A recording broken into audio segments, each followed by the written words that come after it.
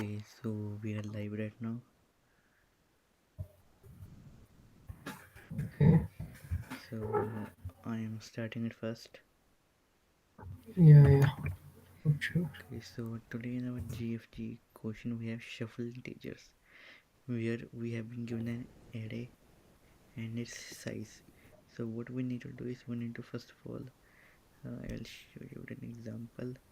Like this is the array that we have been given, and we need to first of all split it into half the size, and then like we can see it's a A1, it's A2, it's B1 and B2, and we need to combine this array such that Uh, Shum. Your screen actually is not visible at the moment. oh sorry.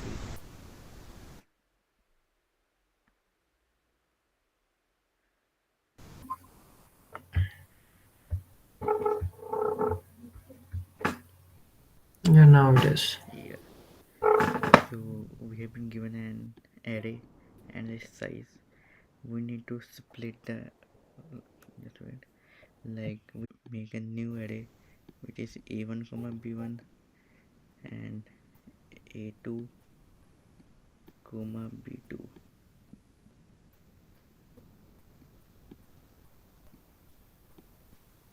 Okay, just we need to do that. So how we can do, first of all we can we can like use a vector and first of all store the index of the half of the half half index of the array into a new variable, and then iterate from 0 to half index, and then we can first of all push the arr I, which is the zeroth, which will push a1 value, and after that we can push arr ind, which is the second half value starting from b, which is b1, and we can increment ind, and after that we can store this vector into an our original array, and just we don't need to return it anything.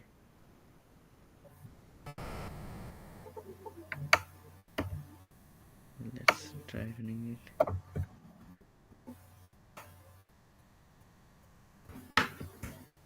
So yeah, it worked. Let's submit it. Okay, okay.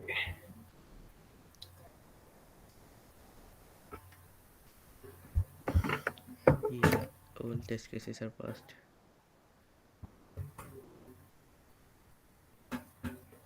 Okay. Okay. So now let me just make my screen visible to you. Yeah.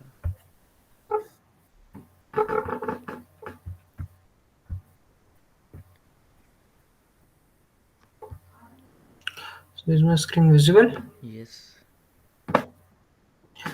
So guys, the question that we have been asked today is we have to return the sum of absolute difference in a sorted array.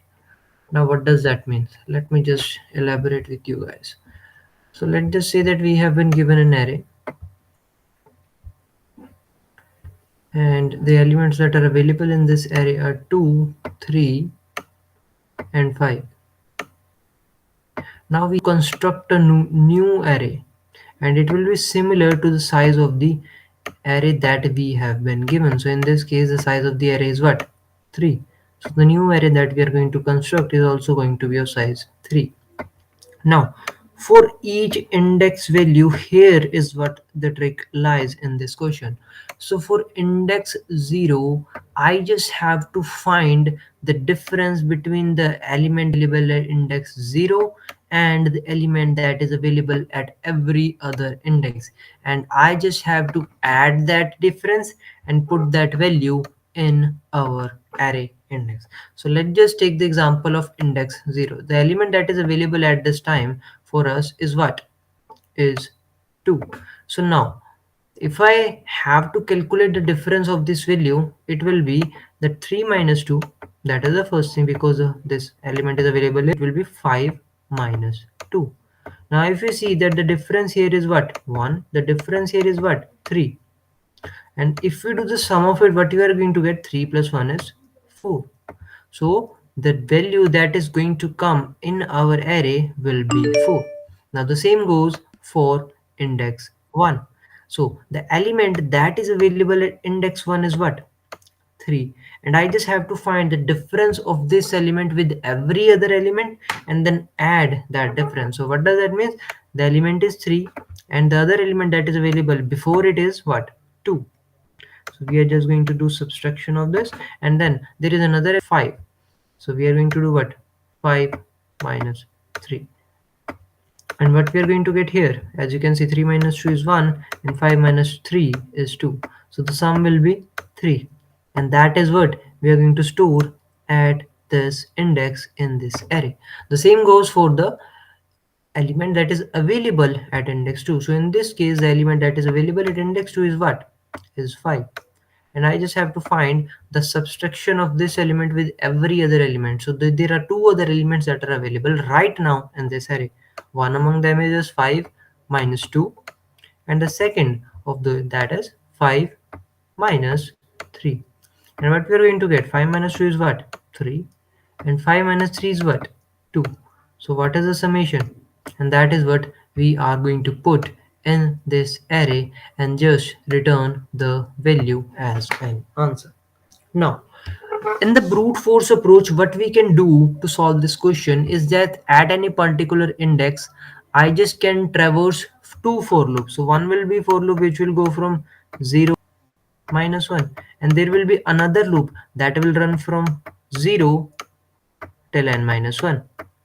Now we can apply a condition in this case that if I is equals to 0, then just continue. We don't want to add in this case, we don't want to do anything with this case, because if we are either going to add, let's just say in this case I is 2, so if I'm just going to, that is the value, that is the index where I want to put the value, and the element that is available at index 0 is what? 2.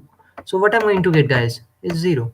So even if I do the operation, even if I don't do the operation, I'm still going to get 0, and it won't affect any single way on the result that I'm getting, because 3 plus 1 will remain 0. Either I add 0, either I add multiple 0 in this array. The same goes for this. If I do 3 minus 3 in the summation of this number, I'm still going to get 3. There is going to be no difference regarding it. So I can just ignore when I have I index equals to j. And for the rest of cases, I will take a variable name sum, and I will just add what? The difference of array of I to the array of j. And then after that, I can actually construct an array, and array of I will be equal to what is the value that is available in sum, and which will be the difference of the current element with every other element in this array and the summation of it. Now if we try to solve this problem by this approach, the main issue is at the time complexity, that will be O of n square. And even if you try to solve this problem in interviews or in any other case, the interviewer is going to ask you that you have to optimize this code, because anyone can do this code in this manner. It's just like a child's play. We want someone who is much more capable in terms of programming skills. So now we are going to apply an approach, we are going to learn a new approach to solve this problem, and that approach is going to be very much, superficial, like it's just majestic. So to make you understand this approach, let me just construct an array of 5 sides: 3, 4, 5. And guys, the approach that I'm talking about here is the prefix sum. Prefix sum. So as you all know, guys, it's just a summation work that happens in prefix sum, and we are just going to use that thing in our advantage to solve this problem. So let's just say I just have to find the result that I'm going to put at the value that is available right now. In this case is 3. So if I take in terms of index, let us check. I have constructed an array. This is our answer array, and I just want to add a value at this particular index, and let's just assume that I have already filled the value in this index. Okay, now the thing that I have to keep in mind is that if I observe it carefully in this array, okay guys, just hear me out, it's going to be Quite like mind-blowing concept that I'm going to tell you guys here. This is the index available here. Okay, let's just take count of the values that are available at left side of this index of index 2. So if we see, let's just say I want every value on the left side of this index to be equal to the value that is available, that is in the at index 2. So let's just make it as 3 and make it as 3. Okay, so what would be the sum of these two different values that are available at this index? So if you do the sum, it will be what? 3.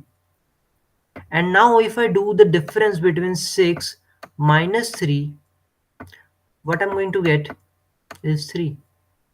So rather than solving it like that, the values that are available are like, rather than solving it as 3 minus 1, then 3 minus 2, and applying double for loop to get this value, I can simply do this thing via this approach, because the answer that I'm going to get will be same. Here I can say 3 minus 1 will be what? 2, and 3 minus 2 will be 1. I am, in this case it is 0, 1, 2, 3, 4. So if you observe it carefully, there are two indexes that are present at the left side of this array. Okay, so I will, but what will I do? I will take a count of index that are available, that is our count, and I will multiply it to the value that is available at our index, that is where we want to put the value, so which will be 3. So what I'm going to get is 6. Then I'm going to take account of the sum of these preceding two index. So in this case it is what? 3. So the sum of these preceding two index is 3. Then I'm just going to take a summation or do the subtraction and find the difference in values that I'm going to get after doing the operation on the left side of this index. So you understanding me, guys? It's a very simple concept. That is what we are applying here. So what we are doing in this case is, for the value that is available for the left side, let's just take it as left sum. Okay, so for the left sum, what we are doing is that we are first of all taking the count of the sum of elements that are available at the left side. So it is 1 plus 2. Okay, let's just make it, let's just put this in bracket. Okay, then I am subtracting it with what? The number of index, the number of blocks that are available at the left side of that index, so that is 2, and I am multiplying it with the value that is available to me at current index, which is 3. And if I do the like the difference of them in terms of absolute value, if I ignore the sign, what I'm going to get is the final result, which will be 3. Now this is the left part that we are focusing on right now. Now let's just focus on the right side of this array. So like, how can I find the values, or how can I find what is available in the right side of that array? Because if I want to put the value at this index, or if I want to put the value in here, I just have to find the difference of this element with every element that is available in this array. So yes, I have taken account of the left sum right now, but I also have to do the operations on the right side, and that is the only way I'm going to put the values in this array. So now we are going to take account of the right side. So if you observe it carefully now, let's just take the sum of the values that are available at the right side. So this is 4 and this is 5. It is what? 9. And again, if I take account of the indexes that are available, or the blocks that are available to me at the right side of this array, these are 2. So if I just multiply to the value of 3, multiply to the value of current index, which will make it as 3. And if I do the subtraction of these value to this, I'm going to get the answer. So the final answer that I'm going to get is, I just, for any particular index, the only thing that I have to find is that, find the left sum. Okay, so the only thing that I have to keep an account of, that find the left sum of that index and add it to what? To the right sum of that index, to the what?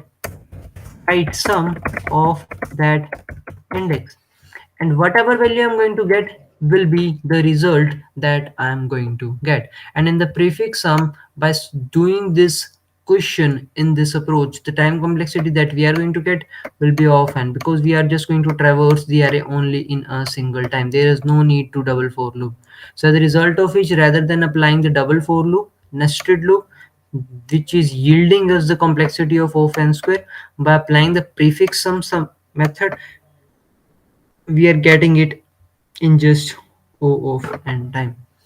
So now, as I have make you guys clear that how and what approach we are going to apply to solve this problem, let's just go back to solving it. So first of all, what I'm doing is that I'm taking an account of the prefix sum, like I'm creating an array in which just I'm taking the count of the prefix sum for that particular index for the whole array. Then I'm traversing through the array and I just am finding, as I've already told you, I'm finding the left sum and I'm finding the right sum by employing these formula. And then I'm taking the left of total and right of total and just pushing the values of these in our array. That is what we are doing, guys. For any particular index, find the left sum, find the right sum, and add those value. This will be our answer for any particular index, and that is what we are doing. So if you see, that is what we have done in this case, and if you try even to submit this code, it will work perfectly fine. See, here we have submitted this code, and as you can see, it is working perfectly fine. So with that, today we have solved our POTD problems for both of the platforms, GFG and Leetcode. We hope that you guys be able to understand how these questions have to be done. With that, over to you, Shivam. So yeah guys, thanks for joining with us. We will catch you up tomorrow. Yeah, Okay yeah. guys.